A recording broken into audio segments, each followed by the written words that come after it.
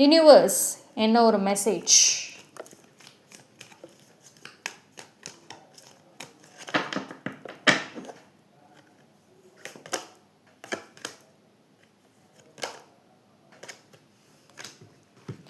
Okay, நீங்கள் comment செக்ஷனில் 777ங்கிற angel நம்பரை கூட டைப் பண்ணிக்கோங்க.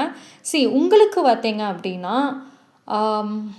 வரக்கூடிய டேஸில் இப்போ நீங்கள் ரொம்ப லேசியாக ஃபீல் பண்ணுறீங்க, எதுலேயுமே இன்ட்ரெஸ்ட் இல்லைங்க, எனக்கு செய்யறது கூட டயர்டாக இருக்குது அப்படிங்கிறீங்க. பட் தட் ஒரே ஒரு இன்சிடெண்ட் இல்லை ஏதோ ஒரு டே, ஒன் மொமெண்ட் டக்குன்னு நீங்களாகவே ஓகே நான் அதை செய்கிறேன் பண்ணுறேன்னு, அதாவது இந்த குயிக்கான அந்த பேஷன் அப்படின்றது வந்துடும். திடீர்னு தான் வருங்க, அதெல்லாம் சொல்லிட்டுலாம் வரப்போகிறது கிடையாது, அது அறிகுறியே இருக்காது, அதுதான் விஷயம். அது ஒரு ஒன் டே நீங்களாகவே எந்திரிச்சு போய் இதை நான் செய்கிறேன்னு போவீங்க.